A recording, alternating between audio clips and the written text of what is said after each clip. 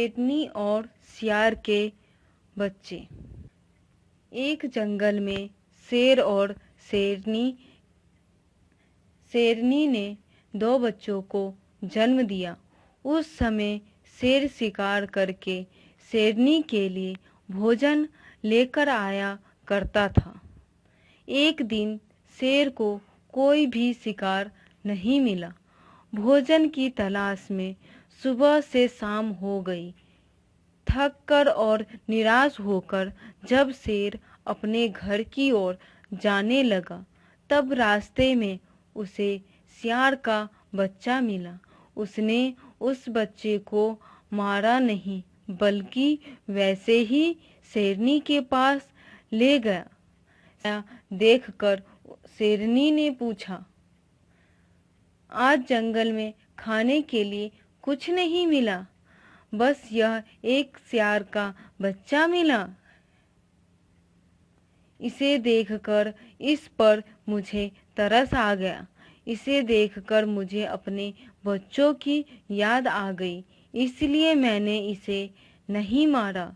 तुम ऐसा करो, आज यह सियार का बच्चा खा लो, कल मैं कोई और शिकार ले आऊंगा।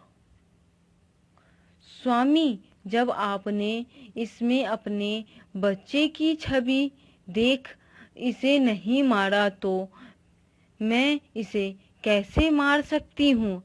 आज से इसे मैं गोद लेती हूँ और इसका पालन पोषण भी अपने बच्चों की तरह ही करूँगी। उस दिन के बाद शेरनी ने अपने और सियार के बच्चों में कोई भेदभाव ना किया। तीनों को एक जैसी नज़र से देखा और एक साथ उन्हें पाला।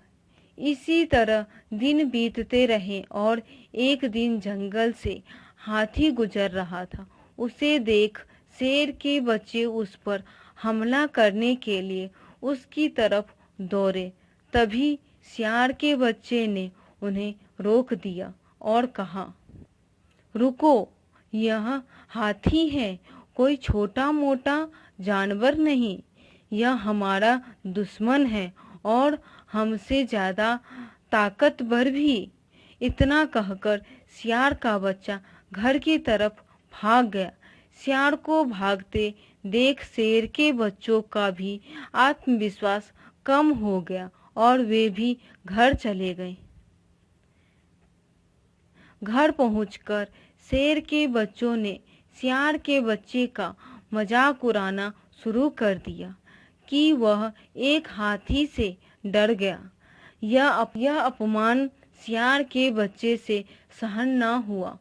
वह गुस्से से लाल हो गया और उसने शेर के बच्चे को अपशब्द कहे। यह सुनकर शेरनी सियार के बच्चे को एक तरफ ले गई और उससे कहा कि उसे ऐसा नहीं बोलना चाहिए। यह सुनकर सियार के बच्चे को और भी गुस्सा आ गया। वह कहने लगा, क्यों, क्या मैं उनसे किसी भी चीज में कम हूँ जो वो मेरा मजाक उड़ा रहे हैं? अब मैं इन दोनों को मार दूंगा। इतना सुनकर शेरनी शांत स्वभाव से बोली, तुम इन्हें क्या मारोगे? अगर इन्हें सच्चाई पता चली तो ये तुम्हें मार देंगे। तुम मेरे बच्चे नहीं हो।